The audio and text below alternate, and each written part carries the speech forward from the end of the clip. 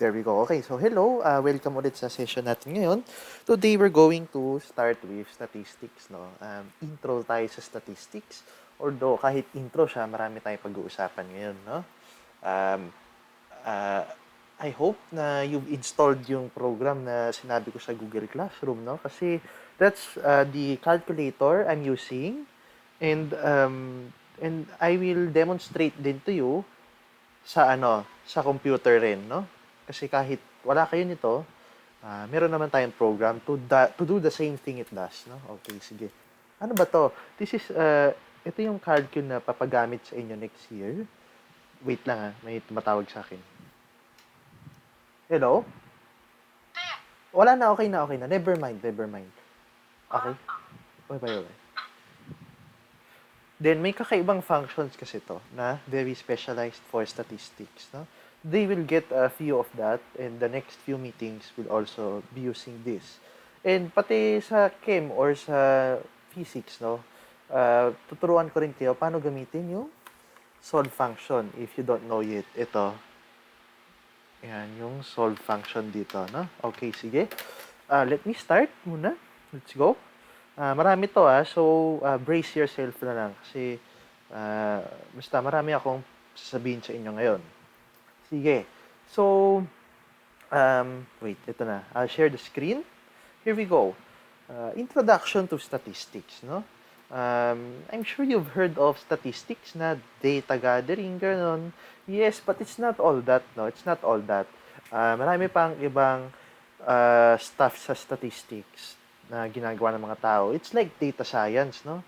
Pero data science is just a subcategory of statistics. Let's start with the basic terminologies, no? Statistics as a discipline. Statistics is the science of conducting studies to collect, organize, summarize, analyze, and draw conclusions from data. Definition of terms, variable is the characteristic that can assume different values. Kumbaga, height, example, is a variable. Data are the measurement or yung values that the variable assumes, no? Example, sa height, 5 feet ka. Ayun. Yun ang data, no? Yun nakuha nating measurement. Okay, what else? Sige, ako na lang. Identify the variables of the study below. So, ito, yung variables natin dito, reading this whole statement is yung class attendance. Where's my marker? Ayun. Class attendance, di ba? 95% to 100% of the time. Tas yung grade niya, di ba? Yung grade niya, no? Yun din. That's one of the criteria, di ba? Ang study na to relates the attendance to the performance of the student. Then itong mga 95 to 100%, yun yung mga data, no? So ang variables natin dito ay attendance and grades, no? Data yung mga sinircle ko. Okay? There we go. What else? Population. Population consists of all subjects that are being studied, no? And sample is just a part of the population. Ito yung focus na pinag-aaralan sa isang study, depending on the study, no? Tapos, if we get data from the whole population, ang tawag doon ay census, no? Census study. Okay, sige. Sige, ako muna, no? What are the population and sample of this study? The population is yung patients na inadmit sa Philippine Heart Center during the past 2 years. Then your sample is yung 250 na yun, no? Sige. Now I'm going to ask you, ano kaya yung sample and population natin sa number 2? Sige nga. Dali, kahit voice chat na lang.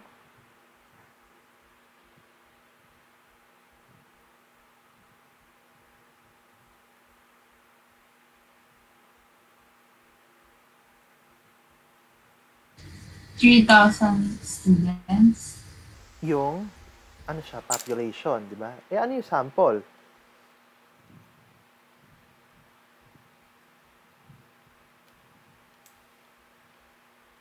Yung 300 sa kanila, no? Yun yung sample. Ito yung population. Sige, next. Ayan, hin-highlight ko para madaling matandaan, no? Context clues na lang, no? Madali naman mahalata from the given problem kung ano yung population, ano yung sample, di ba? Then we have the areas in statistics. Descriptive statistics consists of the collection, organization, summarization, and presentation of data. Inferential statistics, on the other hand, consists of generalizing, take note, generalizing from sample to population, and most of the time, estimation, tsaka prediction, no? Yun yung parating ginagawa. Okay, what does this mean? So, example, dito sa number 1, ito, this one is only descriptive statistics kasi outright, sinabi niya lang yung data na nakuha niya. Average price is $1.9 million. Ayun. Yung number 2, oh, look, inferential agad yan. Predicts that the population will be 238,647,000. Sige, ito, number 3, tingin nyo, descriptive or inferential statistics yung ginamit dito.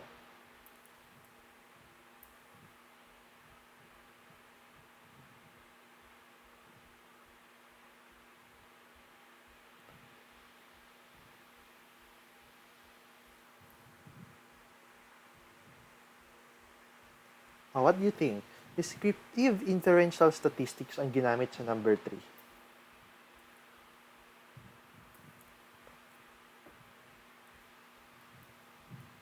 Hmm.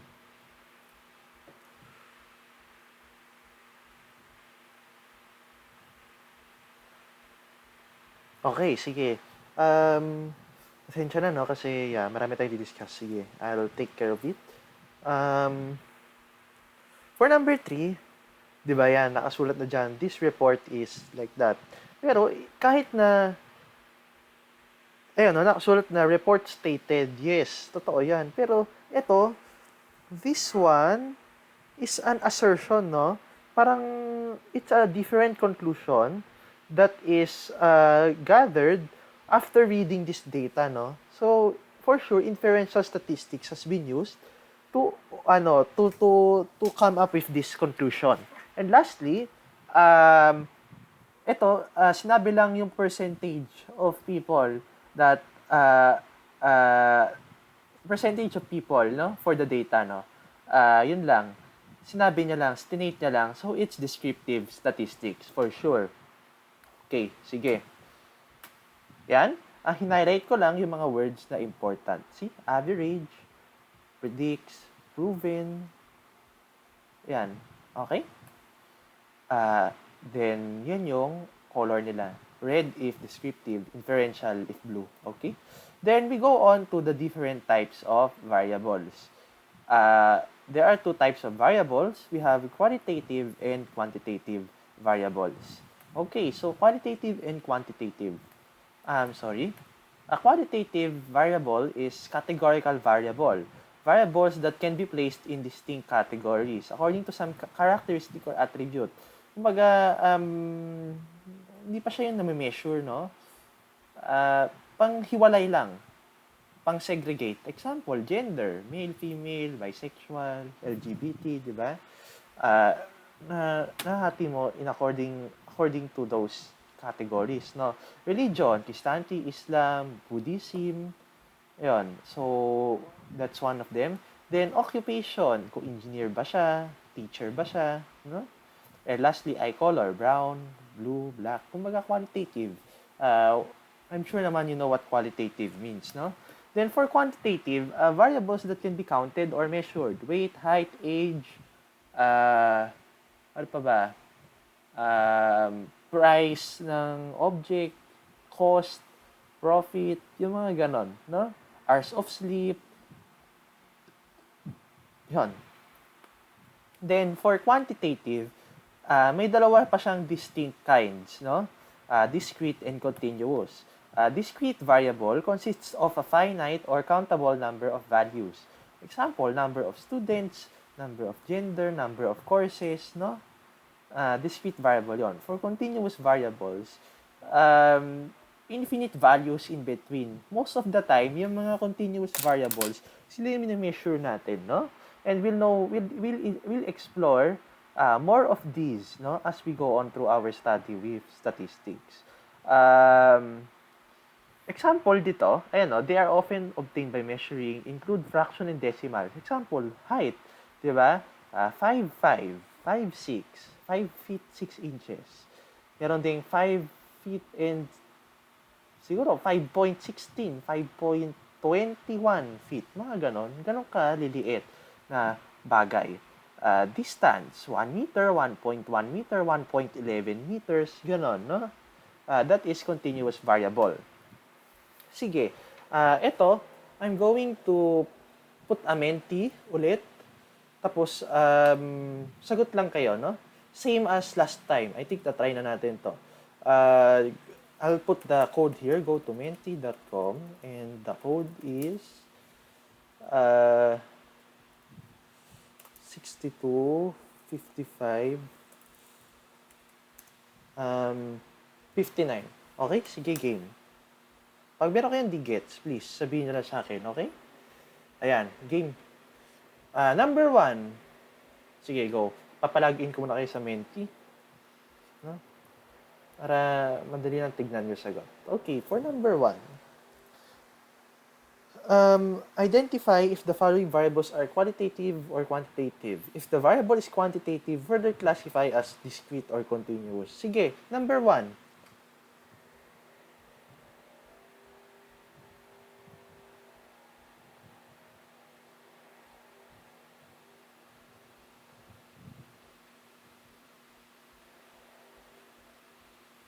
Number of typos in in a 30-page term paper. Discrete? Ay, sorry. Ang tawag doon? Qualitative, quantitative? What do you think?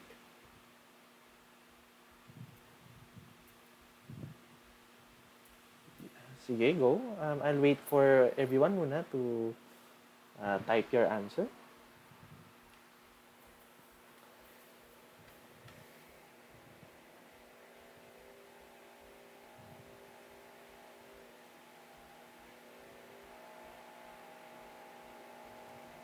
Okay. Yan. Sige. Yan, tama. Quantitative discrete, no? Kasi finite number naman. Number 2, cafeteria dish preferred by PSI students. Cafeteria dish preferred by PSI students.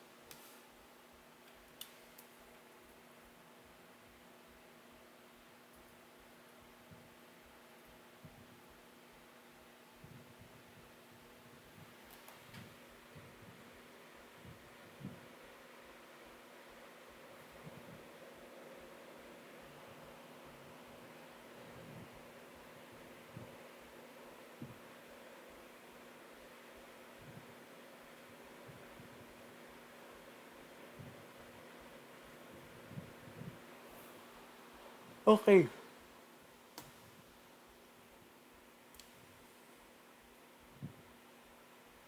Tama. Qualitative siya, no? Qualitative. Kasi categorical lang naman yung gusto na dish ng mga PSI students. Next, number 3, speed of a car on the highway. Speed of a car on the highway.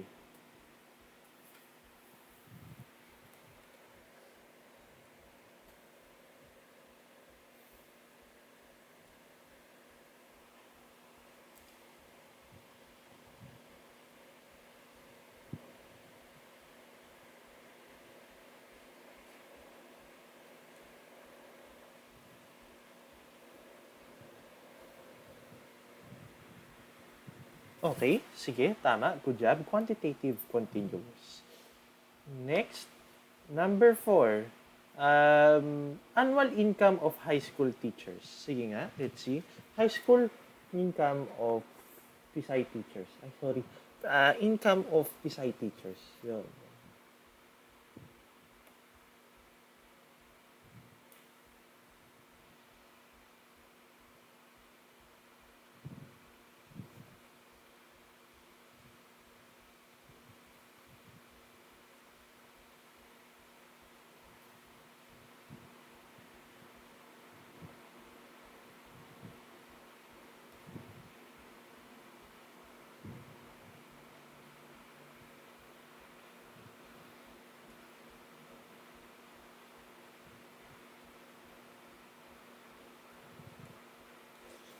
Okay, sige.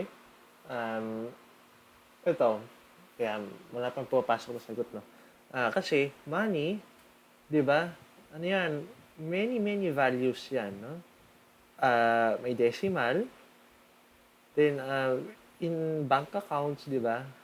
Minsan, ang dami pang kung ano-anong kasama sa money, no? Marami pang ibang nilalagay. So, ayan. Kung sino man ang sumagot ng quantitative continuous, good job. Tama iyan. Okay. Sige, that's good. Okay, next. Number 5, jersey number of NBA players. Jersey number of NBA players.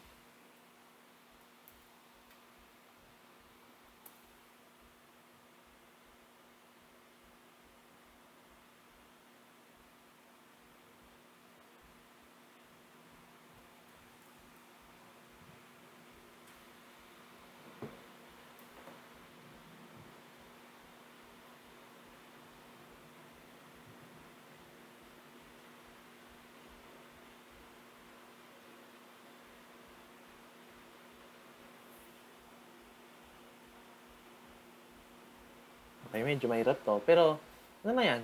Quantitative discrete, no? Kasi, ano naman number lang naman di ba? So, yun. Hindi naman masyado nagkakaano yun. Nagkakaiba. Sige, I'll finish the others.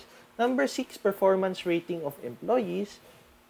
Yan naman, kitang-kita, it's not numerical rating, di ba? It's the 5, uh, yung outstanding, very satisfactory, satisfactory, needs improvement, di ba? Pag ganon, qualitative na yun, no? Qualitative. Score in the math entrance test, discrete, no? Kasi di naman common ang decimal sa um, di naman common ang decimal points or mga kakaibang scores sa mga test, di ba? Most of the time, defined sila. Next, nationality of college students. Malamang qualitative yan. Staging of breast type cancers as type 1, 2, 3, 4. Type 1, type 2, type 3, type 4. Categorical siya, no? Kung ganito yung klaseng cancer na meron ka, type 2 yan. Kung di ganyan, type 3. So, it separates or segregates yung mga types of cancer. Okay, sige, next.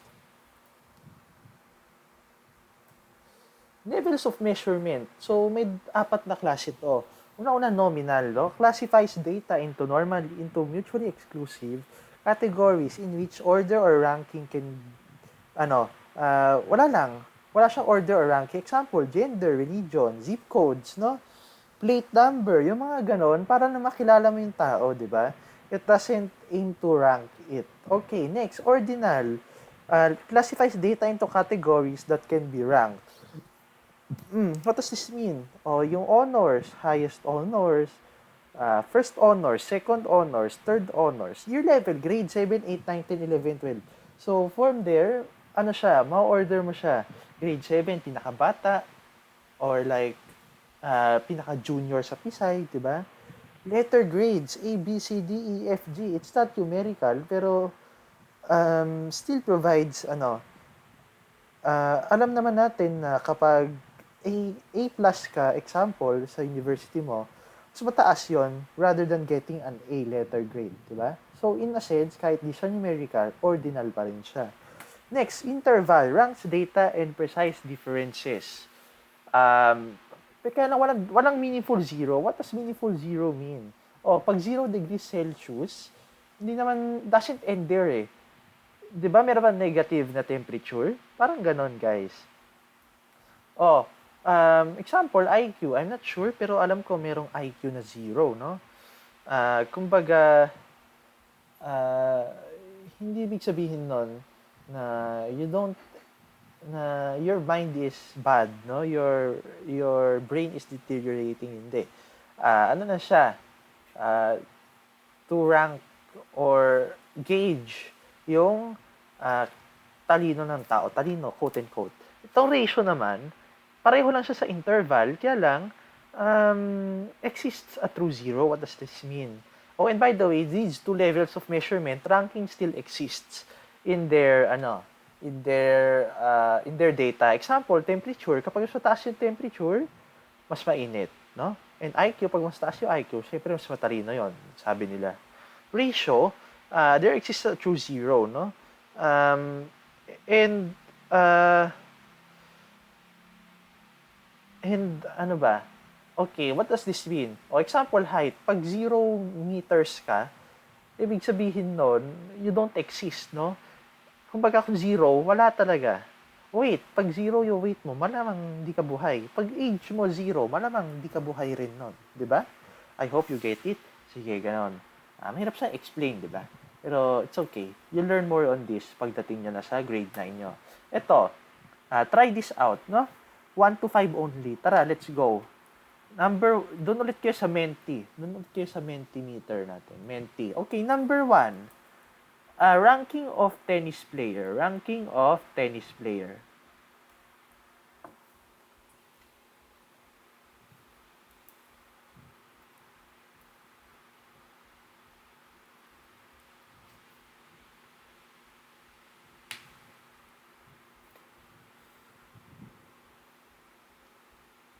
Yan, tama. Good job. Okay, next. Final grade in your course. 1, 1, 1, 2, 5, 1, 5.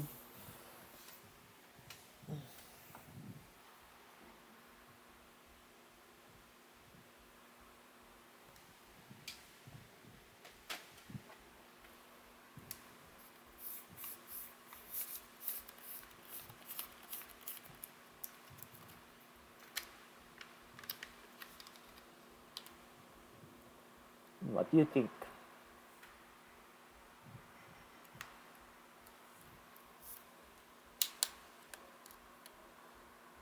Sige, go lang. I'll wait. Oh, and most of the time, guys, yung interval tsaka ratio, measured siya, no? Most of the time, measured siya. Hindi siya, okay, hindi ratio on interval. Ano siya, ordinal siya, guys. Kasi, um, di ba, yung grade, yung as in 96%, 97%, yun yung ratio, no? Yun yung ratio. Itong ano kasi final grade, 'di ba ano 'yan? It's like groups things together, no? It groups grades together.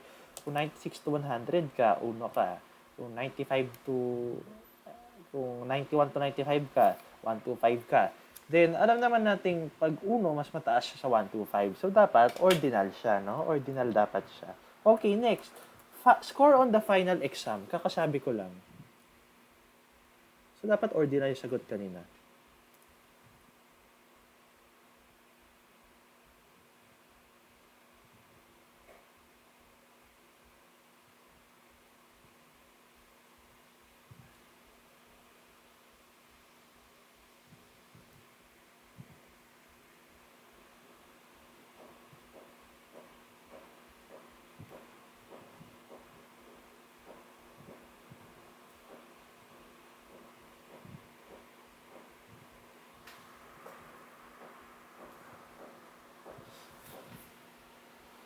Okay. Ayan, ratio. Tama. Good job. Sige, next. Hindi. Interval. Hindi. Ano siya? Ratio siya, no? Kasi, pag zero, wala ka talaga nakuha sa exam at all, no? Diba? Zero siya. Ay, ratio siya. Okay. Next, account numbers of the clients of Metrobank. Account numbers of the clients of Metrobank.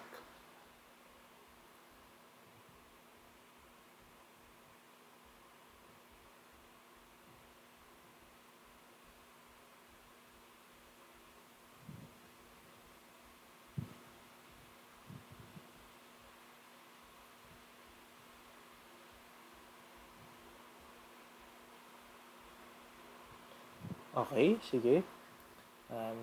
Nominal siya, no? Kasi binibigyan mo na ng pangalan or identity yung bawat bank account, no? Next, lastly, sige, I'll skip the others, no? Kasi marami pa tayo di-discuss. Ocean temperature at 7 beaches. Temperature, sinabi na natin temperature, no? So, uh, dapat interval siya, no? Interval siya. Okay, sige.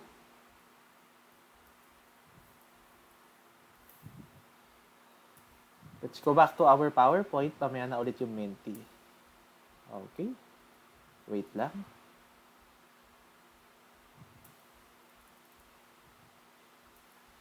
So next, what's next? Oh, by the way, using ko lang to. Experimental variables, for sure naman alam niyo na to, ginagawa rin naman to sa IS, no? Independent variable, yung binabago natin. What is manipulated by the researcher in a study? Dependent variable is the result, no? Or effecto-independent variable. It's what we study, no?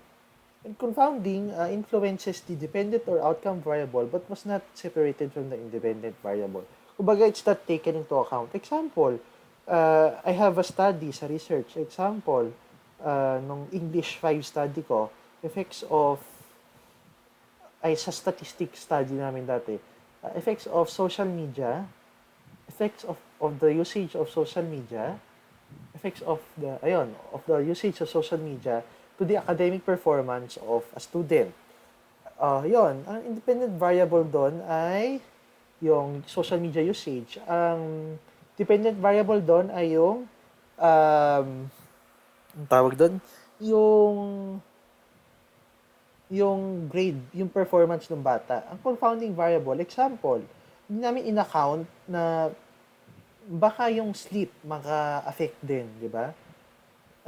Kinuha namin yun sa survey, kaya lang it's not one of the main things we study. No? That's a confounding variable. Not really taken into account that much. Pero we are sure it can affect yung independent variable natin. No? Okay, sige. Next. Data presentation methods. Okay. So, there are ways to present qualitative data and syempre quantitative data. No? Okay, so ang dami kong sasabihin na terms, no? If you want, you can take a screenshot of this or picture para hindi kayo mawala habang nagdi-discuss tayo, no? Okay. Categorical frequency distribution is used to organize nominal or ordinal table.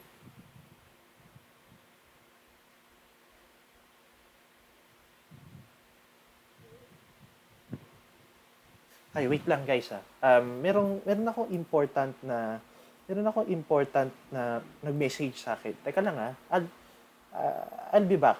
Pahingin 2 minutes. Sorry.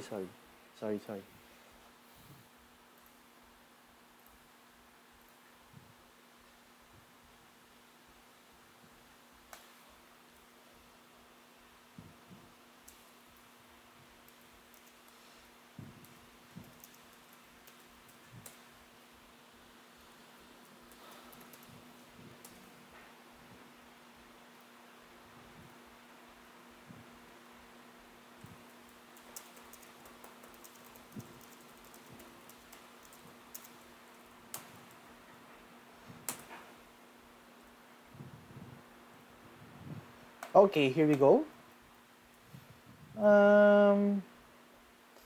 Okay, balik na tayo. Okay, I'm done. Sige.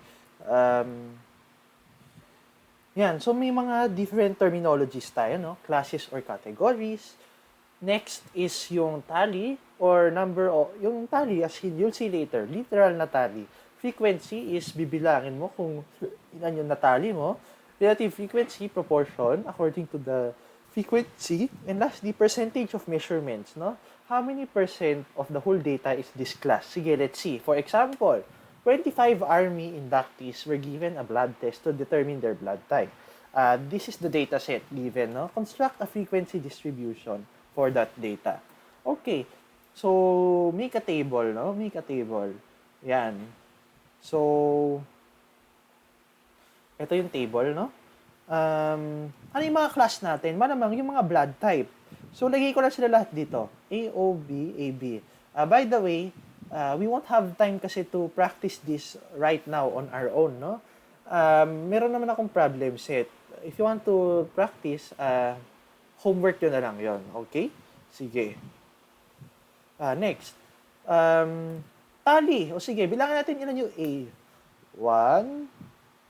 1, 2, 3, 4, 5. Ayan. So, 5. Tally. O naman. 1, 2, 3, 4, 5, 6, 7, 8, 9. Ayan. And so on and so forth, no? For B, 7 yung mabibilang mo, and yung AB, 4 yung mabibilang mo. Count the tallies, no? Dito, ayan, simplify ko na. By the way, nagkapalit kasi to eh.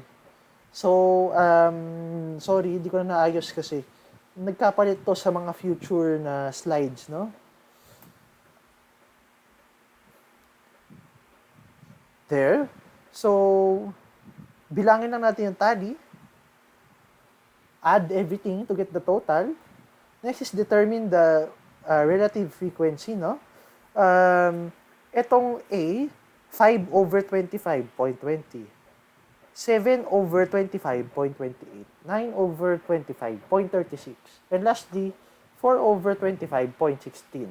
Then, dapat pag inad mo sila, 1. 1 yung makuha mo. And lastly, get the percentages times 100. There we go. Yun lang siya.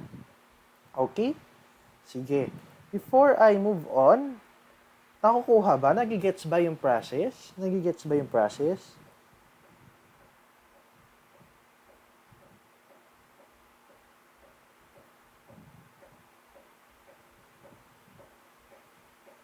Nagigets ba yung process, guys?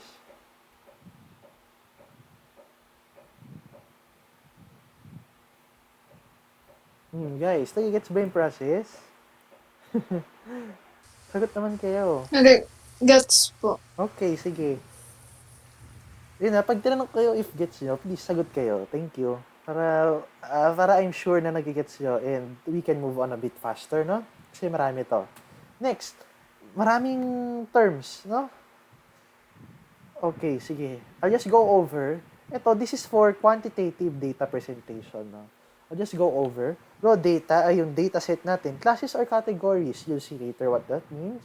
Class width. Difference between the lower and upper class limit or boundary, no? We'll see later what that means. Frequency is the same. Lower and upper class minutes, let's see later. Class boundaries, numbers that are halfway the upper limit of a class and the lower limit of the next class. We'll see more later. Class mark or midpoint, yung data point na nasa gitna, no? We'll see more later. Cumulative frequency and relative frequency, we'll see more in a while. For example, ito yung data natin, no? Temperature in Fahrenheit across 50 states in the USA. Construct a group frequency data distribution using 7 classes. So here's how the table will look like. Laki, di ba? Ang dami. Okay lang yan. It's okay, no? Sige. Determine the classes muna, no? That's the most important right now. How do we determine the classes? First, find the highest and lowest value. Highest value is 134. And lowest should be 100. Yan, no? 100. Sige, let's see if tama ako. Yes, tama ako. Next, find the range. What is the range? Highest minus lowest data value. 34. Okay, yan na siya, di ba? What's next? Determine the class width. Or kung ganong kalaki yung isang class. Paano yon? By the way, sa classes, dapat as a rule, you should always have 5 to 20 classes for your group frequency distribution. Kaya lang, however, most of the time naman, sa mga problems sa statistics, given naman kung ilan yung classes that gagawan mo ng distribution. Okay, width equals range over number of classes. 34 divided by 7, kasi sabi sa problem, di ba, 7 classes. So we'll get 4.9 or around 5, round off, no? Next, get the lower class limit. So paano yun? Start with the lowest value, then add 5 each, kasi yun yung class width, di ba? Lower class limits lang yan, guys. Lower class limits lang yan. Next, get the higher class limits. Lower class limit of the next class minus 1. So put this data in the table. So, yan. Okay. Pansin nyo. Class width equals higher limit minus lower class limit plus 1. Diba? Ang class limit natin is 5. So, essentially, binibilang mo kung ilang data values yung nahandon, no? Wait lang, ha?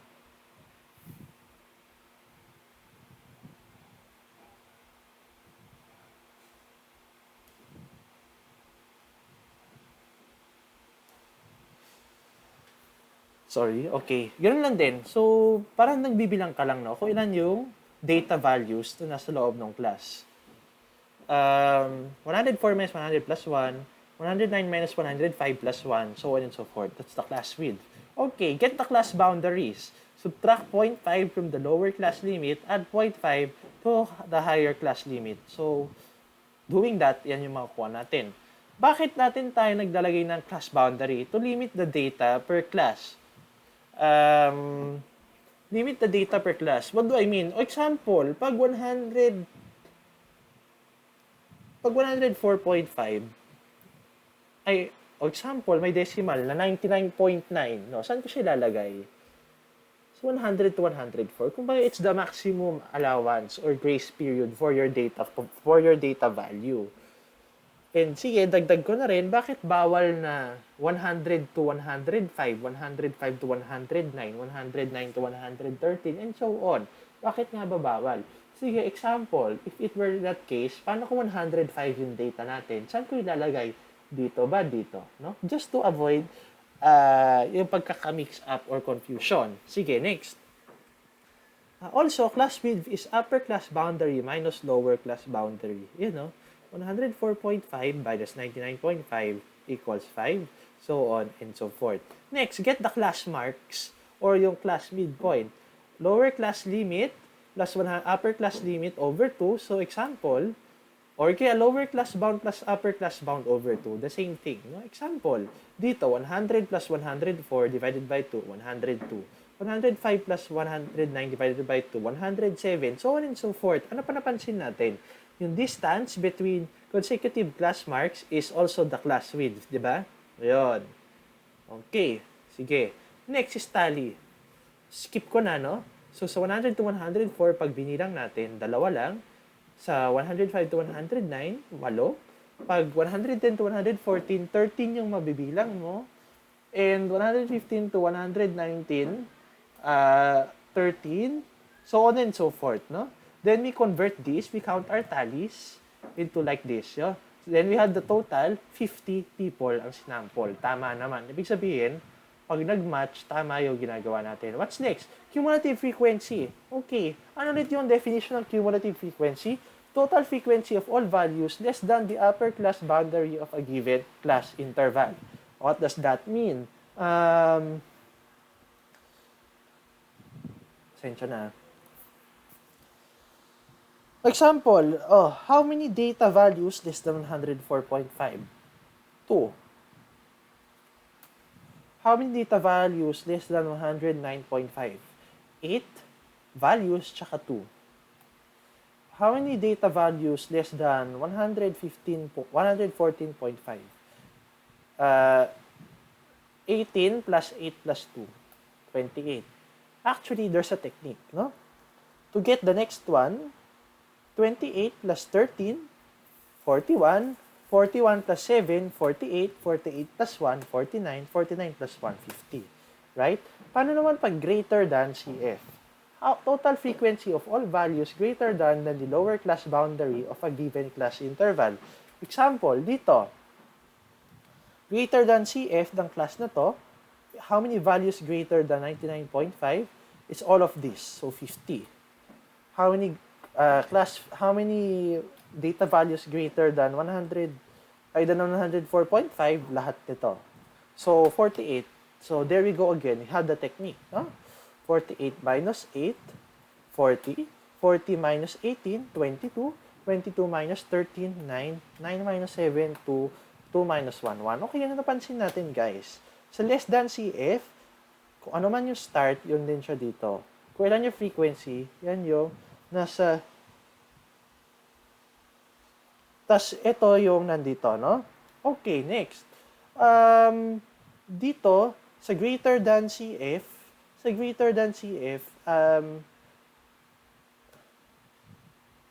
okay, nawala ako bigla. Okay, there we go.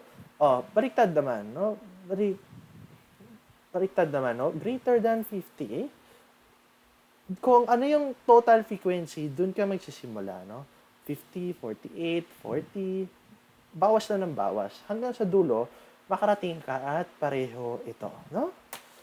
Okay, fill in the relative frequencies. So, frequencies, relative frequency, same thing, no? Frequency over n. 2 over 50, 0.04, 8 over 50.16, 18 over 50.36, 13 over 50.26, so on and so forth. No, 1.00. Fill in the percentages times 100, no? 4%, 16, 36, 26, 14, 2, 2, and so on. Until na makarating sila sa total na 1 or 100%. Yon. Sige, that's all. Before I continue, na-gets ba? It's okay. I'll give you a chance to practice this through their homework or bukas sa problem set if we have time. Nakuha ba, guys? Ano, gets ba? Ano? Nakuha ba? Nakuha ba? Nakuha ba? Sige. I'm assuming nakuha nyo, ha? Tignan natin next time. Okay? Sige, next. Data description. Data description, no? Data description. Parameter and statistics, no?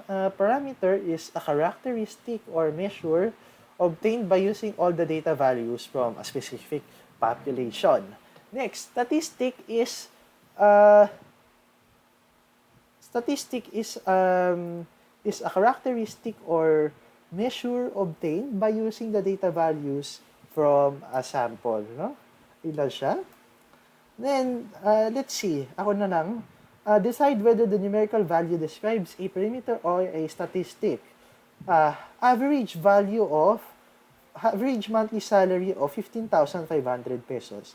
30 lang yung may ganon. So, it should be a statistic, no? Next, for the SY 2016 to 2017, freshman applicants in a certain school have an average score of 27.8.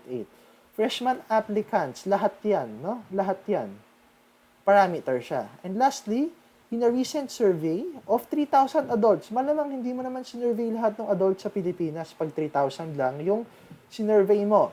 So, dapat statistic yan. There we go, no? Summation notation.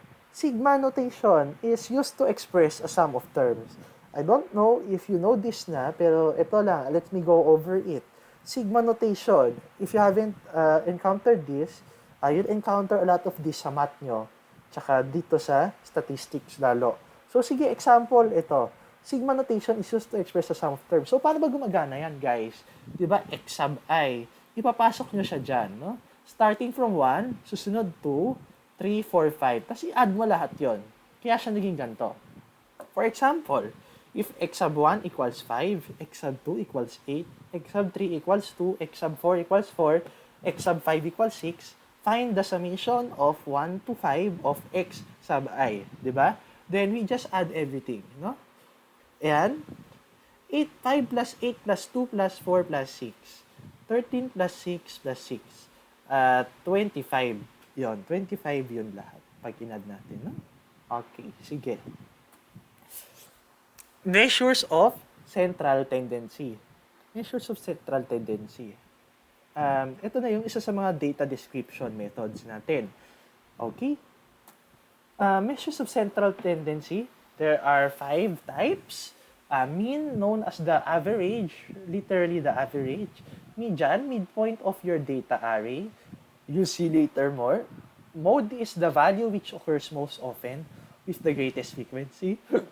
Mid-range is a rough estimate of the middle. And lastly, the weighted mean is the mean with weights or credits. Para siyang jiwa, no? Let's see. Mean. The mean is computed by adding the data values and dividing the total by the number of data values. Ito, yung formula niya. Okay, by the way, mu for population data, x for sample data. But importante yon, no? Kasi iba yung methods to do that. And sinasabi sa problem kung sample or population data yung pinag-aaralan natin. Ano? Okay, group data, mu or x bar. Add all the frequency times the class midpoint over the total number of samples, which is summation of frequency. Sige, let's see our demonstration.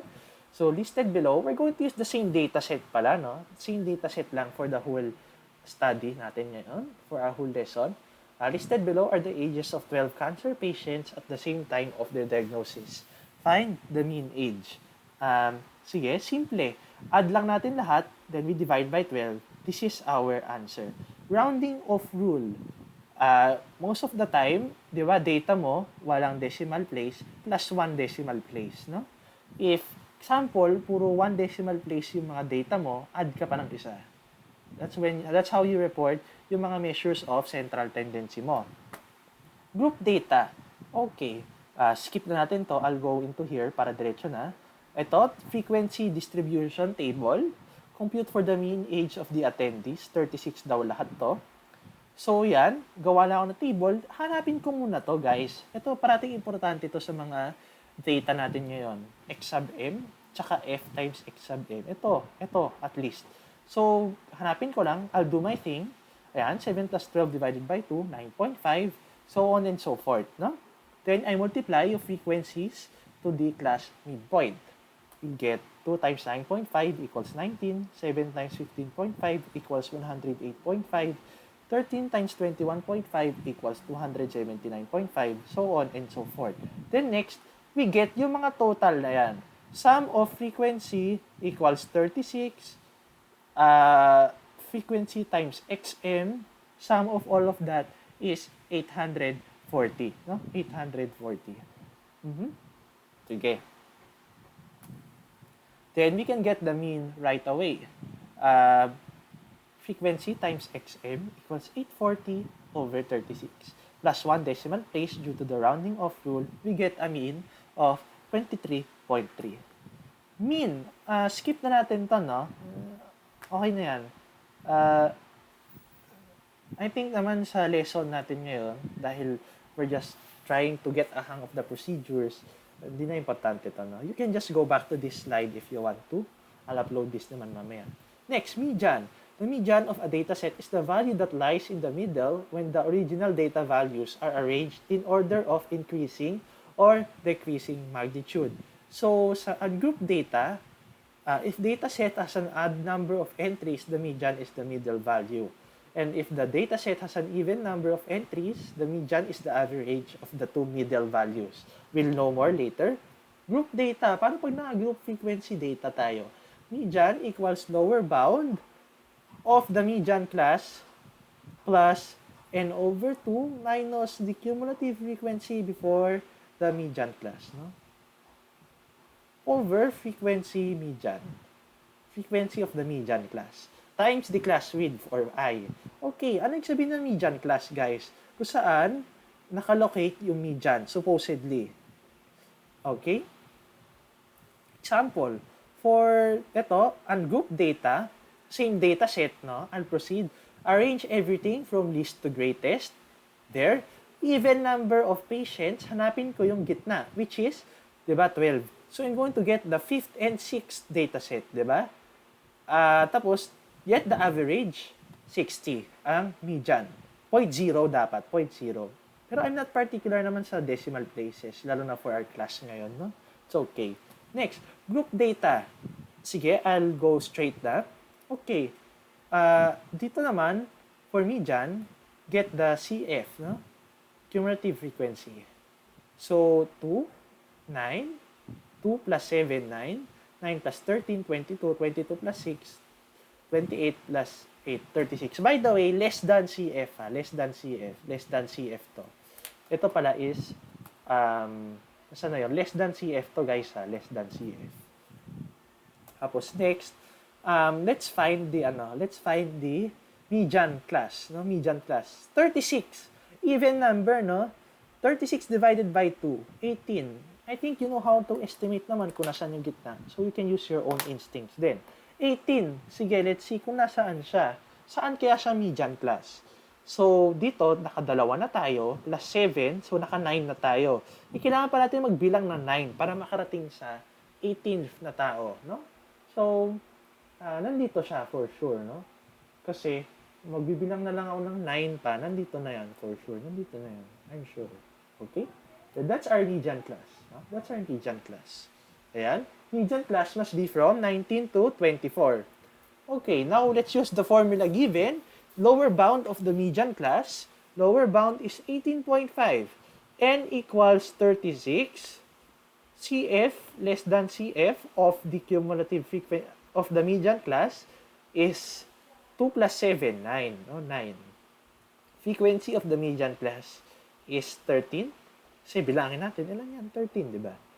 Class width, 12 minus 7 plus 1. 18 minus 30, 18 minus 13 plus 1. 24 minus 19 plus 1. So on and so forth. No? And if we substitute everything in our formula, we get 22.7. No? Skip na natin to. Mode. Ito yung pinakamadali. Bakit? Kasi bibilangin mo lang kung ilan yung pinakamarami, no? If one mode, unimodal, two modes, kumbaga, example, for our, kinig na lang kayo, example, 1, 2, 2, 3, 3, 4, 4, 5, 5, 6, 6. One mode, pag example, yung data ko, 1, 2, 2, 2, 3. Ayun, unimodal yon. Pag two modes, 1, 2, 2, 3, 3. Kumbaga, yung 2 at 3, magkapareho sila ng dami. And mas marami sila sa 1. Bimodal. Greater than 2 modes, 1, 2, 2, 3, 3, 4, 4. Multimodal, no? And pag no mode, 1, 2, 3, 4, 5, 6, no mode lang. Hindi pwedeng zero mode, no? Hindi, walang ganon. Okay? Inappropriate term, no mode. Then for group data, look for the class with the highest frequency. This is called the modal class. Sige, let's have an example. Dito, find the modal age. Bilangin ko lang. Ano yung pinakamarami? 59, di ba? 1, 2. Yan na. Yung iba naman, unique values eh. Mode is 59. This dataset is unimodal kasi isa lang yung nakita kong mode. Determine the modal class. 19 to, bilangin ko lang kung ano yung pinakamarami. From 19 to 24 kasi 13. Siya yung may pinakamaraming frequency sa class. Okay, skip ko na to. Mid-range. The mid-range is found by adding the lowest and highest values in the dataset and dividing it by 2. It's a very rough estimate of the average and can be affected by one extremely high or low value. LV is the lowest value, HV is the highest value. Walang ganito para sa group frequency distribution. So, ang group data lang yung gagawin natin. Lowest value is 18, highest value is 88. The mid-range is then 53. Okay? Skip ko na to. And lastly, weighted mean. No? Weighted mean. I'm sure na na-try nyo nang kumuha ng jiwa, no? I won't explain that much na, pero it's like getting your jiwa. Yun lang siya. I'm sure na-try nyo na yan. So, calculate the general weighted average of a precise student with the following report card. Yan. Grade 12, ano yan? Grade 12 coursework yan, no? That's what your subjects are going to be, at least, pag grade 12. Hindi yan yung grades ko, no? It's just hula ko lang, no? Of others. Sige. Gawin na natin yung formula. So, bale, ito times ito, ito times ito, ito times ito, ito times ito, ito times ito, ito times ito, ito times ito. Pag-add natin lahat yon over yung total credits, units. So, we get that. You get that his average, GWA, is 1.268. Ang taas, no? Sige. Next is measures of variation. By the way, before we continue, nakuha ba? Dali. Nakuha ba? Nakuha ba yung process? Nakuha po. Sige, okay, let's continue. Mahaba pa to. Maganda ko. Pag nagpasagot ako sa inyo mamaya, mag-water break ako. Okay, measures of variation. So, 4 lang yan. Range, variance, standard deviation, coefficient of variation. Range is the difference between the highest and lowest value of the data set. For ungroup data, highest data value minus lowest score lang. Nakuha na natin yan kanina. And for group data, nakuha na rin natin, di ba? Highest upper class boundary minus lowest lower class boundary. Sige, what does this mean? Ungroup data, same data set pa rin. Highest value, 88. Lowest value, 18. Range is 70. No, 70 siya. Next, frequency table. Group data. Oh, Lowest lower class bound, which is 6.5. Highest higher class bound, 36.5. 30 yung range. Okay? Sige. Skip. Okay. Variance. Okay, don't be intimidated by this, guys. Hindi na natin to gagawin ng mano-mano, no? Kasi we don't have time naman. Kahit mamaya tuturo ko sa inyo sa calculator kung paano yan. So, variance is defined as the average of the squares of the distance of each value from the mean. Sigma for population data, S for sample. Again, paano nalalaman yon? Depende sa problem na binibigay sa'yo. Okay? Sige, ungroup data. Find the variance of the sample data. Ayan, I just got the values. Ito, nakuha na natin ito kanina, di ba? Sum of x is 679. Sum of x squared is 43,167. Use the formula. Number of terms times x squared minus summation of x squared n times n minus 1. You'll get 431.5. Take note. Ayan o, linaw, sample data. Sample data. Ayan o, sinabi ko dyan. Next, the following frequency table shows the ages of a sample of 36 people attending a health seminar. Compute for the variance in the ages of the attendees. Ulit, sample, no? So, kunin ko lang ulit yung class mark. Nagawa na natin to kanina, di ba? Nagawa na natin to. Dagdag na lang ako ng isa pang column. F times xm squared. So, multiply ko lang ulit. F times xm squared, F times xm squared, so on and so forth. We get this. And we get yung total, 21,387. So we get the answer, 51.1. Don't worry guys, you don't have to memorize this at all. It's okay, huh? Standard deviation is the square root of the variance. Very easy formula to remember. So using our data set kanina, standard deviation ng mga age nila, diba, variance is this. Standard deviation is the square root, 20.8. Standard deviation ng ages, diba nakuha natin yung variance is 51.1, get the square root, 7.1.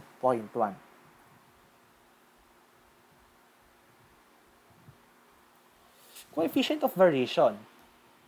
Standard population, standard deviation over population mean times 100, percentage to guys ha. And for sample data, standard deviation sample over sample mean times 100. Ano siya? To show how varied your data is. What do I mean? Sige, let's see ha. Ito yung application niya. I'll just use the formula, no? For the sales, population data lahat to, no? Population data lahat to. So, sige. Compare the variations of the two. I'm going to get the coefficient of variation of both. Okay, for the sales, sigma, which is 5 over mean is 87 times 100, 5.74% yun. Commissions is 773 over 5,225 times 100. That is 14.79%. And based from this data, I can say that the commissions are more varied or variable than the sales. No? Yun lang ibig sabihin niya. Okay? Pero before that, may turo muna ako sa inyo. Ito na, launch out your program. Launch nyo yung program nyo. Then we'll go back to our data sets. No? We'll go back to our data sets. Ito muna. Wait lang ha. I'll share my whole screen to you.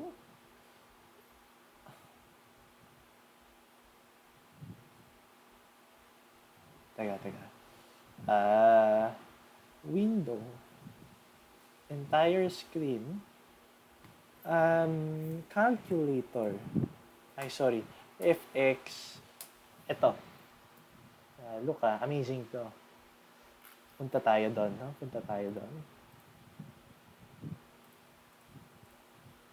Sige, I hope you have it open. Sundan nyo lang ako, Or if meron kayong physical calculator nito, ayun, I hope follow na lang kayo.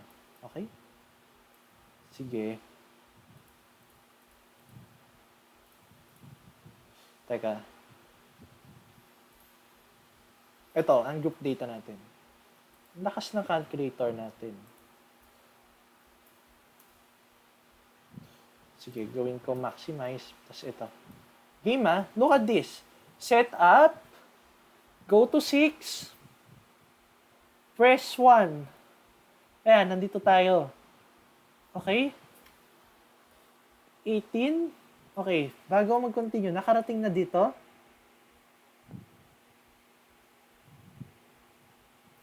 Nakarating dito. Nakarating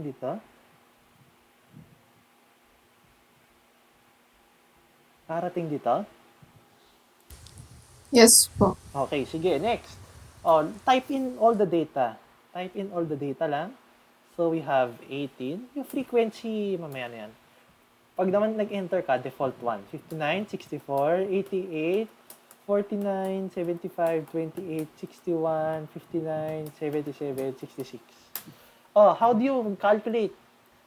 Press option, press 3, one variable calc. You have this. Yan na, tapos na. Lahat ng diniscuss natin kanina nandito. Except for mid-range. Okay? So, mean is 56.6. Sample standard deviation is 20.7, 20.8. Variance is 431.5. If you remember your values, median is 60. Tama, nakuha natin, di ba? Ay, wait. Teka. Yes, tama pala, tama. Median is 60. Nakuha natin kanina. Then, what else does it give you? N equals 12, number of samples, minimum value, maximum value, maximum value, quartile 1 and quartile 3. We'll discuss that later. Maximum value. Okay? Sige. Next. Paano naman yung isa? Group data. Paano yung group data? Ito. Sa group data, bawal yung median sa calcu. You have to do it manually. Okay? Sige. Ito. Ayun, reset ko lang. Go to 6, go to 3, go to 1. Dito, ang important dito ay class mark, no? Class mark ang ilalagay. Itong XM ang ilalagay natin. So, game, 9.5, 15.5, 21.5, 27.5, 33.5. Then yung frequency, baguhin natin, no? 2, 7, 13, 6, 8. Option, calc. We have our values here. Galing, di ba? Mean 23.3. Sample standard deviation 51.1. Standard deviation is 7.1. N is 36. Yung median, mali yan. Hindi yan accurate. Bakit? Kasi it assumes na yung data na nilagay ko dito is ungrouped data, no? Which isn't supposed to be. Kasi, ina-assume niya na yan agad yung values. Well, in fact, it depends on what class it is in, no? XM kasi are just estimates. Actually, yung median na kinukuha natin kanina, it's just the estimate, no? Estimate lang siya. Hindi siya sure. Okay? Sige, what's next? Okay. So, I'll take a water break, guys. I want you to answer ito muna. Nasaan na yun?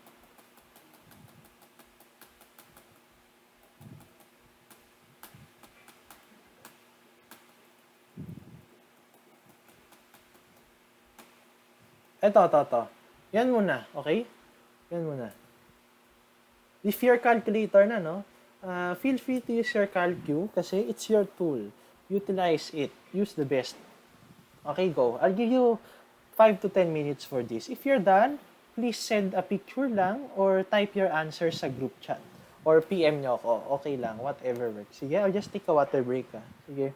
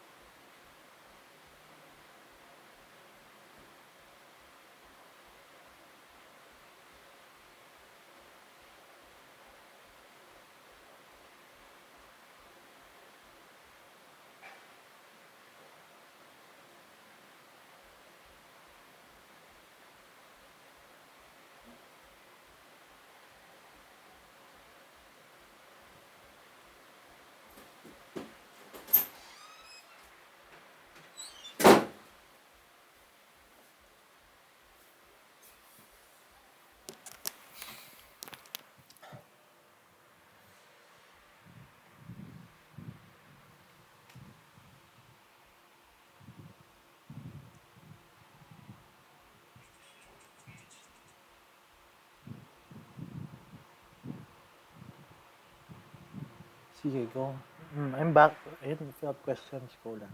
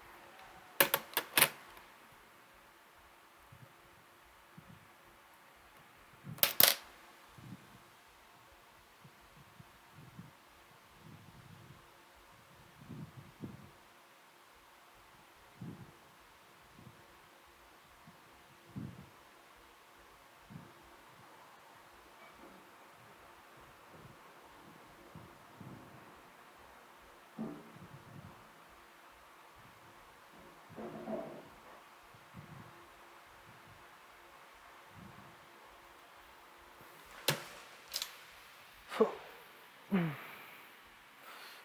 okay.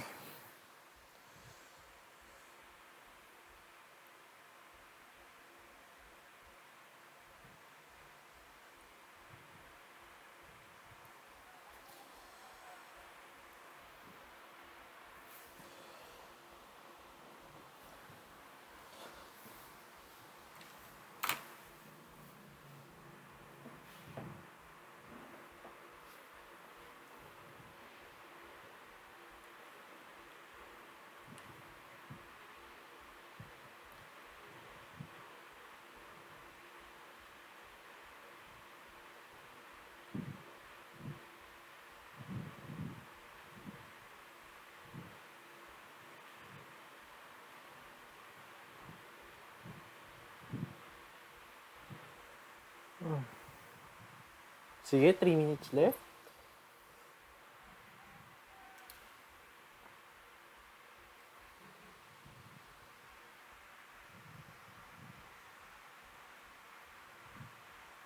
Sige, 5 minutes pa. It's okay.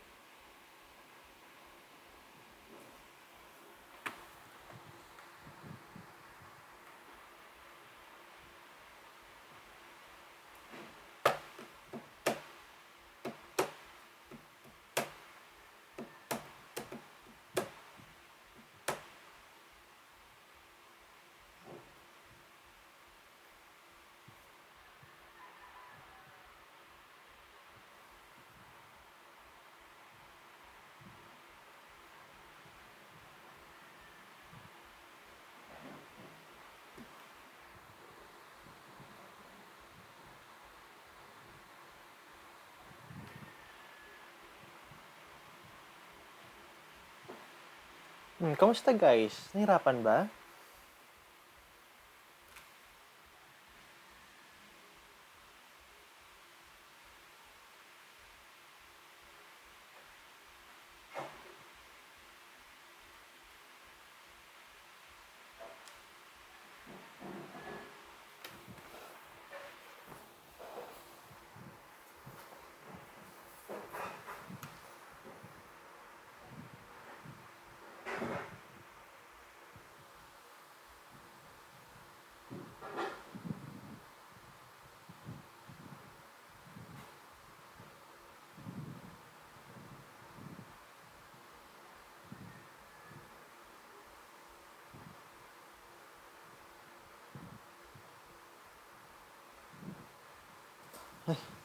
Hmm.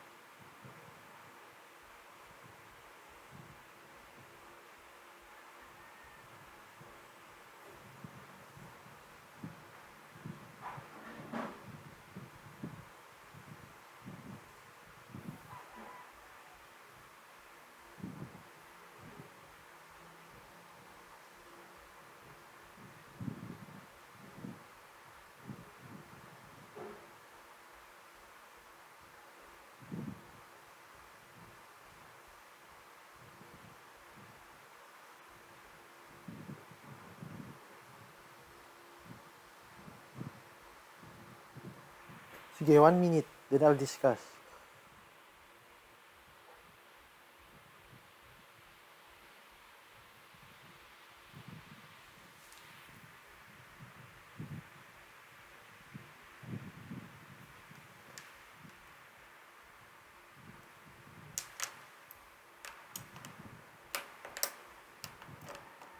Yes, sir.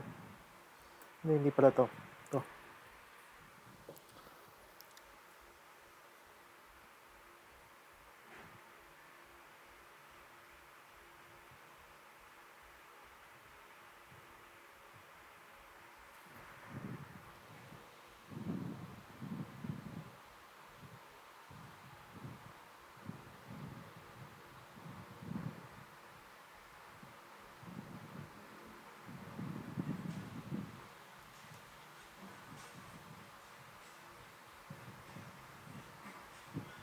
Okay, sige, I'll discuss. We spend a lot of time na. Game, ha?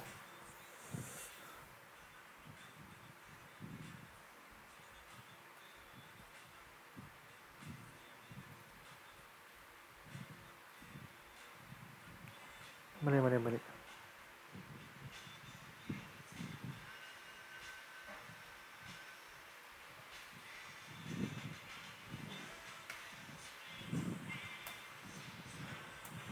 Oh, 63. Teka. 63. Ay, mali.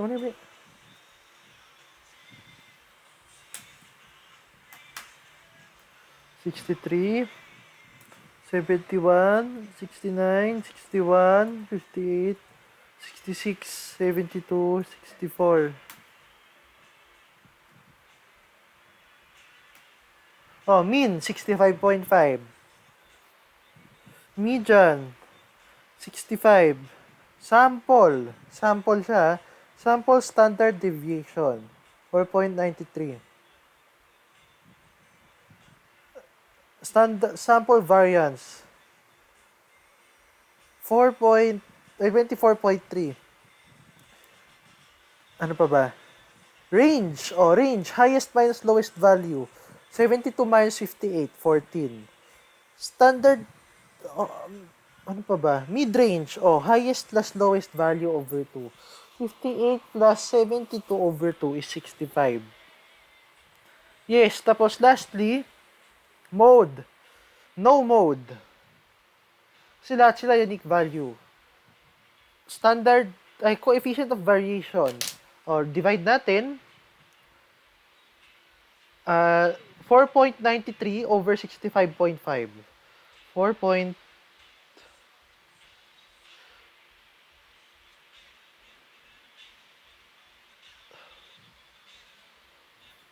4.93 over 65.5 times 100.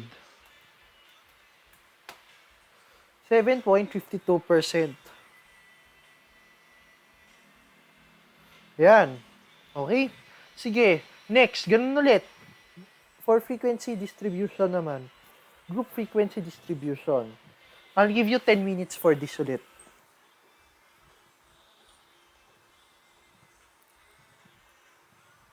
Nakakuha ba, guys? Nakakuha ba? Dali, nakakuha ba?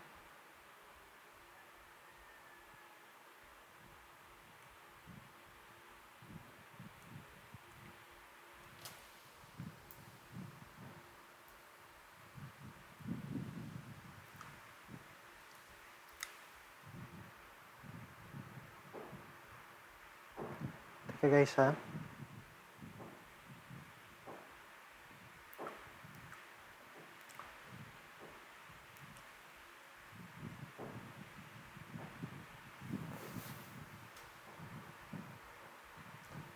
Eto. Yan. Ano ulit unang gagawin? Kukunin yung midpoint, no? Kukunin yung class midpoint. Para madali siya ma-enter sa calcu.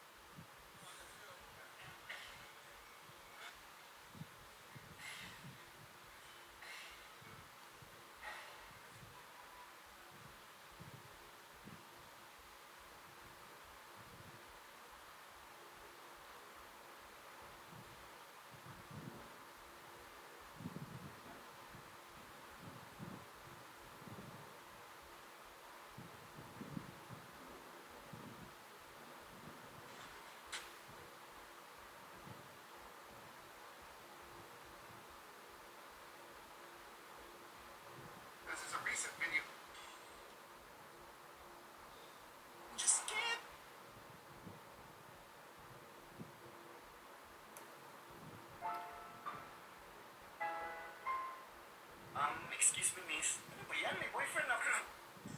Maraming mga estudyante ang iniiwasan ng mathematics. Ibahin ninyo ang grade 2 student ng Lopez Elementary School dito sa bayan ng Los Baños. Kakapanalo lamang niya sa Math Olympiad sa Singapore. samahan ninyo ako para sa ating mga magagandang kwento, masasayang karanasan. Stay at home. Don't stay hungry. I can't think of any mechanism that would actually allow you to physically cause something to explode. Alright, car hacking, that is 100% doable. Okay, they're looking at someone's camera, I see. If you are concerned about your camera being hacked, there's a very easy solution, and it's, that's interesting. You can potentially see electricity. I mean, there's actually devices you can use to hold up and see power going through things. Typically, have to be pretty close. Actually, you can use something like a FLIR camera just to see heat signatures, because you would see heat, essentially resistive losses going through anything with power running through it. So that might actually give you a similar visual feel to what we're seeing. It is absolutely doable. Because it's a gate, you're probably going to want something like a clicker, right? Like a garage door. So that clicker is going to communicate over radio frequency, RF within the electromagnetic spectrum. And with that, there's going to be a receiver connected to.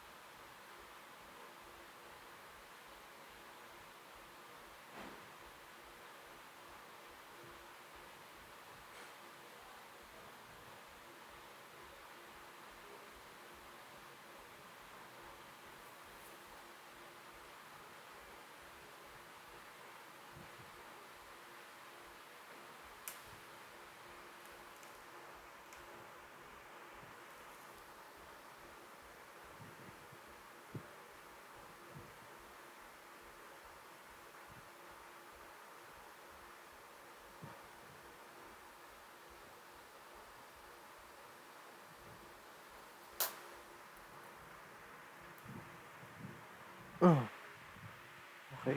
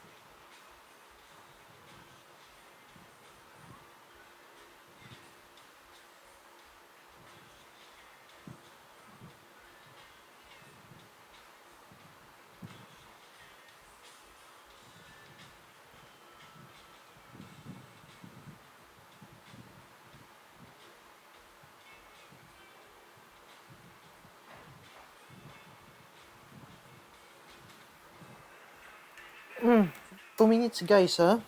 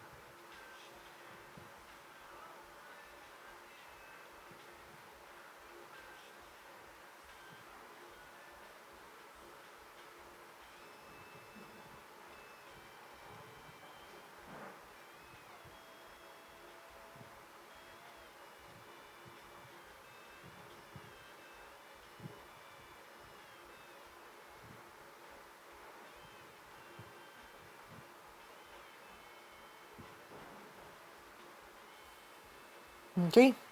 Sige, let's discuss. Oh, ganito. Oh, calculate ulit tayo, ha?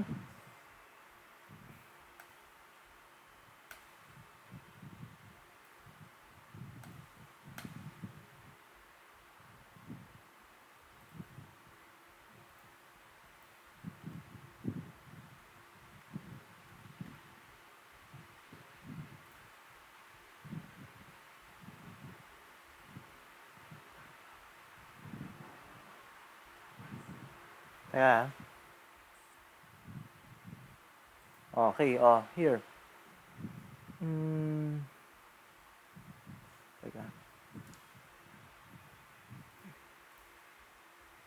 Ito. Game. Same process lang, guys. Same process lang. Ay.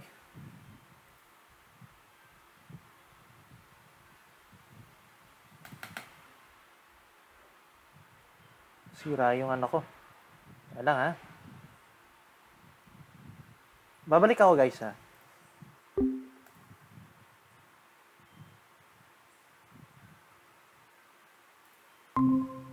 Okay, ito. Present now your entire screen.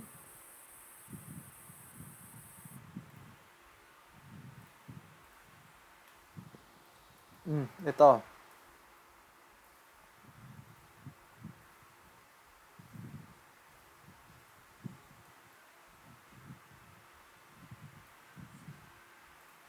Six statistics. Get the class marks. 28, 33, 38, 43, tsaka 48, no? Frequency, 12, 15, 38, 24, 11. Option 3, mean, 38.35, median, hindi yan. Tapos, modal class, 36 to 40. Variance, sample pa rin. Sample variance, 32.95. Standard deviation, 5.74, no? Okay, what is the range? 25.5 minus 50.5, 25, no? 25. Ano pa ba? Let's get the median, no? Where's the median class? Ilan yan lahat? 27 plus 38 plus 24 plus 11, it's 100. So, titignan natin yung 50th, no? 12 plus 15, 27. So, sure tayong yung median class natin ay nasa 36 to 40.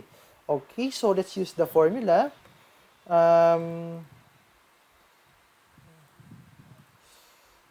Lower bound median, 35.5 plus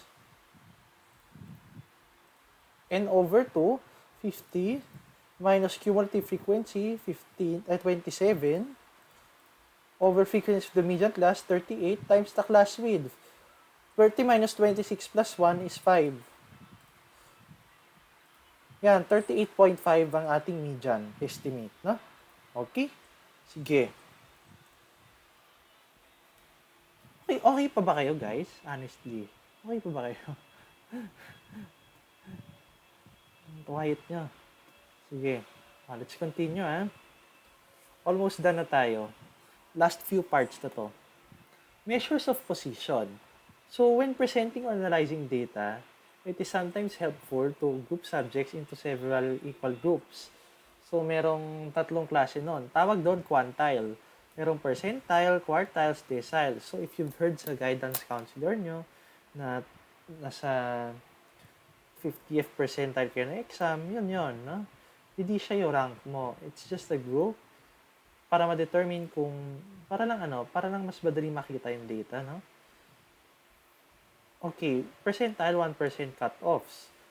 55th percentile, 56th percentile.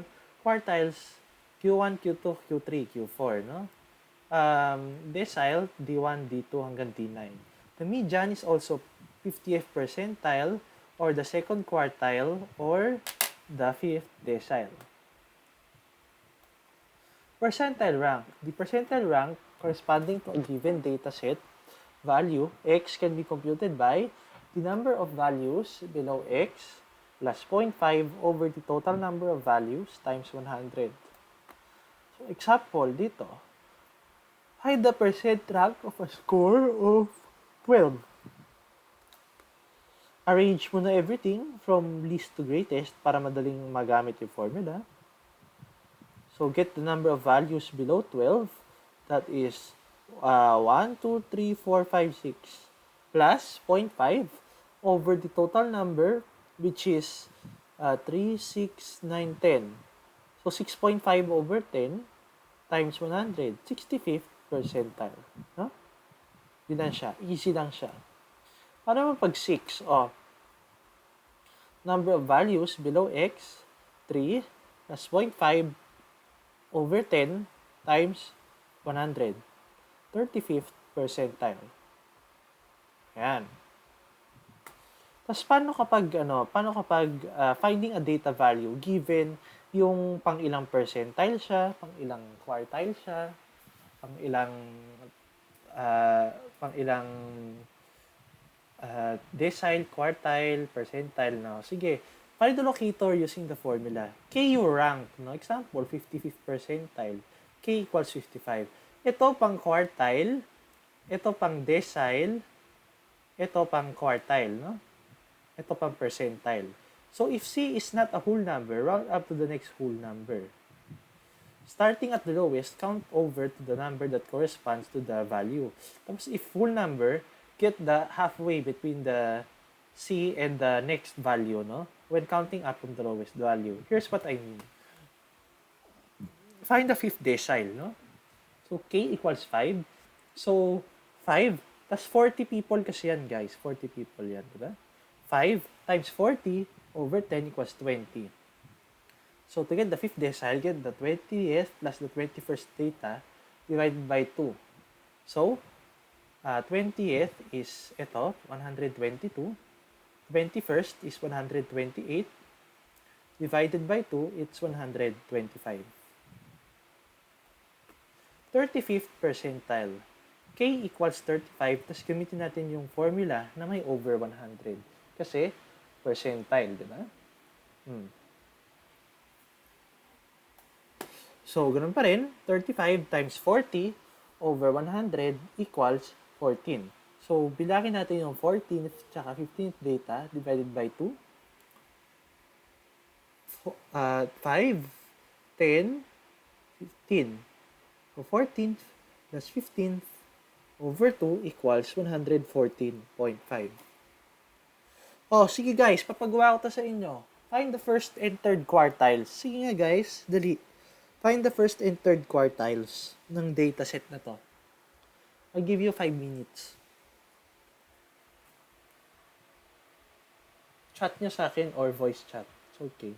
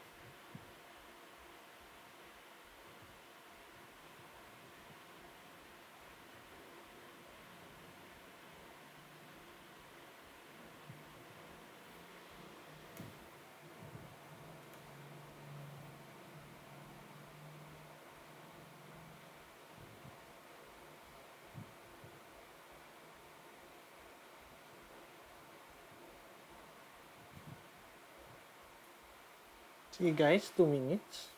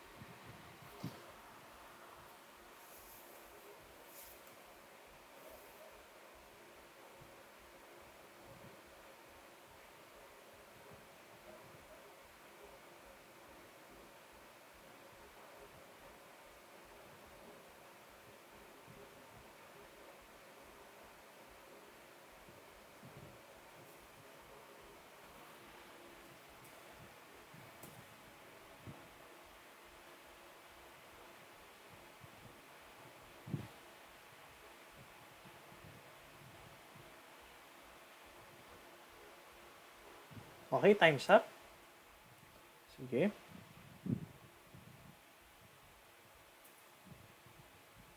Oh, first quartile. 1 times 40 over 4. Over 4 yan So, 10. Kunin natin yung 10th, no? 10th theta plus 11. So, 106.5. First and third quartile, 30th plus 31st divided by 2, 144. Diba? Pag in-input nyo lahat yan sa CalQ, tapos ginawa natin yung kanina, makakuha nyo rin na ang first and third quartile is 106.5 and 144. Tapos, dyan pumapasok tong interquartile range.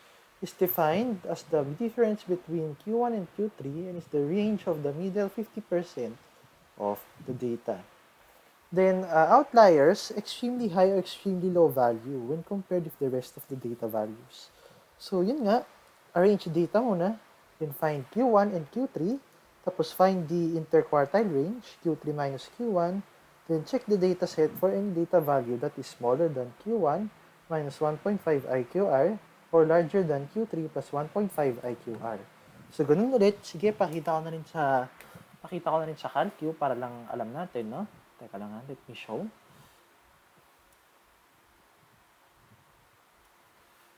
Present your entire screen.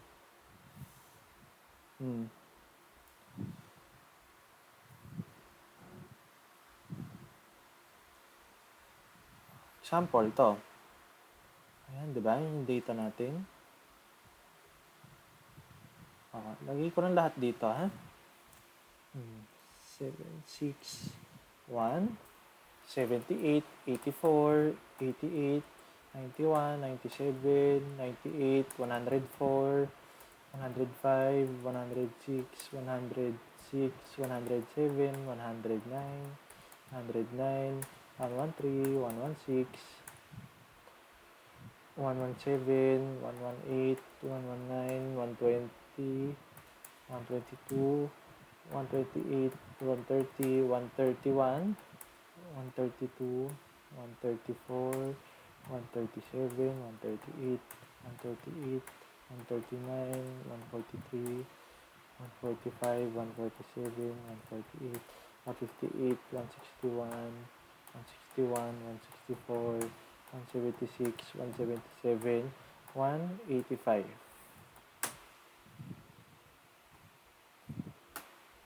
Ayan. Tingnan natin ito Ayan, Q1, 106.5, Q3, 144. Sige, let me proceed using this.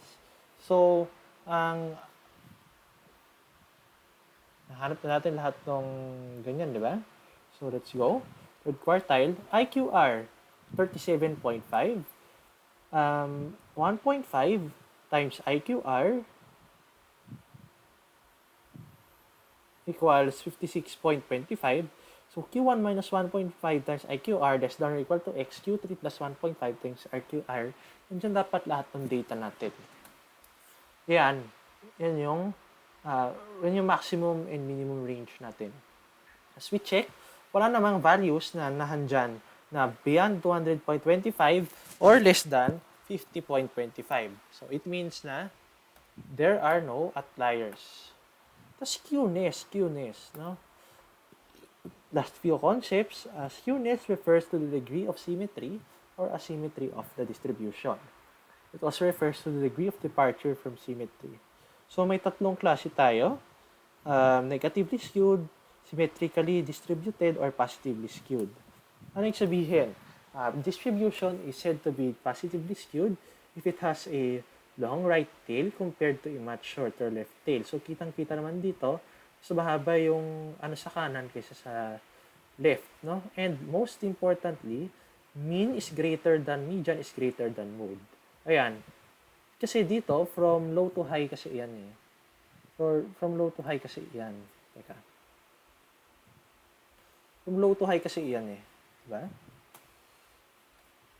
Ayan. Mean greater than median, greater than mode. And the bulk of the distribution is on the left. Ibig sabihin, maraming data nandyan. Next, a distribution is said to be negatively skewed to the left if it has a longer left tail compared to a much shorter right tail, right.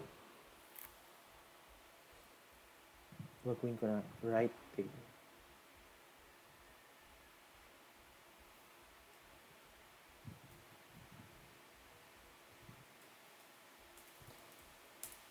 Oh. Tapos, mean is less than median is less than mode. Ayan, nakita naman. The bulk of the distribution is on the right. Okay? Tapos lastly, backplot, exploratory data analysis. So, ito yung important, no?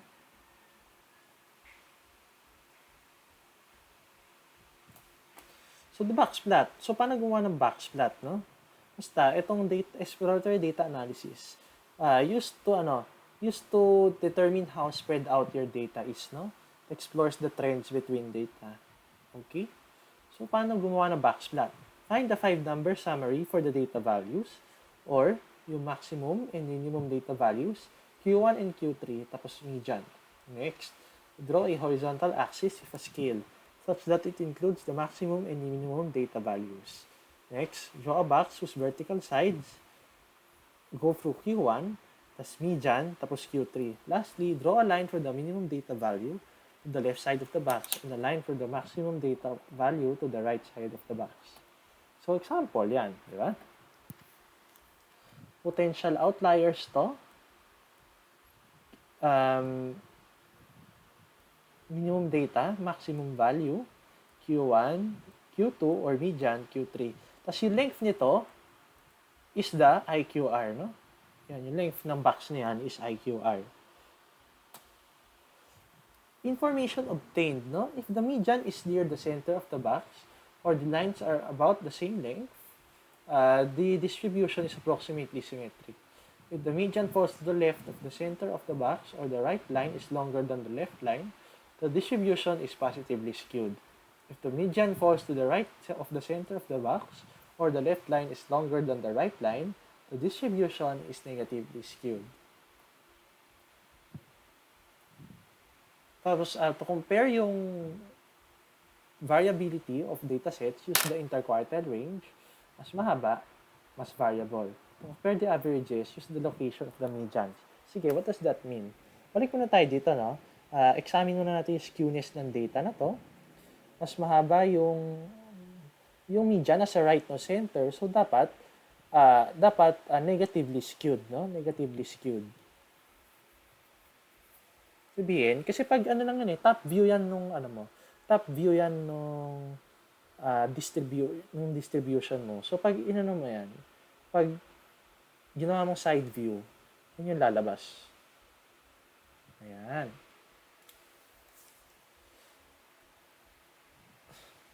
So let's construct a box plot for this data set. So kita naman natin dito, 5-number summary. Diba kita natin dito, Q1, 106.5. Same data set na to. Median, 125. Ito, from mean until sa dulo. Mean, Q1, mid, Q3, max. No? Yan. Tapos plot lang natin. Yan, that's it. This data is skewed to the right. Positively skewed kasi mas mahaba to. Okay. Ayun. 78, minimum, 106.5 yan. Median, ayan, Q3, quartile 3, ito, and maximum value, ito. Positively skewed. Tapos, ito, I'm going to compare this and interpret this. Sige, ito, mas skewed mas spread out yung data nito, no? Dito pa rin application ng boxplot or exploratory data analysis. When comparing two data sets, you can easily compare the trends of the data if you use this, no? Ito, mas skewed yung data nito or mas spread out yung data nito rather kasi mas mahaba yung box. This one is skewed to the left or negative. This one is skewed to the right naman. Ay, wait. Teka lang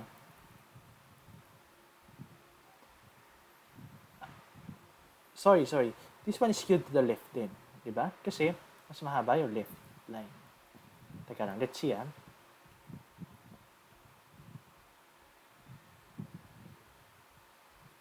Yes, tama ako. Tsaka, ano pa ba? Well, is it time na? 5:30? Ayun. Oh, sige, as a homework, para hindi niyo makalimutan lahat ng ginawa natin today, if you want lang, no? If you want lang, teka, I'll show you yung problem set for discussion natin.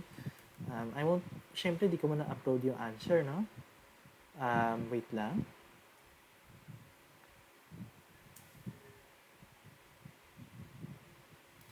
You can choose to answer this, no? Wait lang. Introduction to measures of data. Upload ko to mamaya. X ko lang to.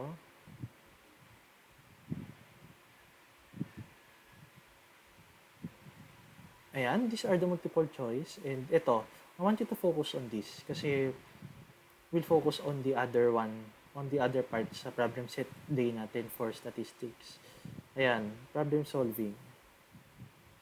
I want you to answer one of number 1 to 3 and number 4. And number 4, no?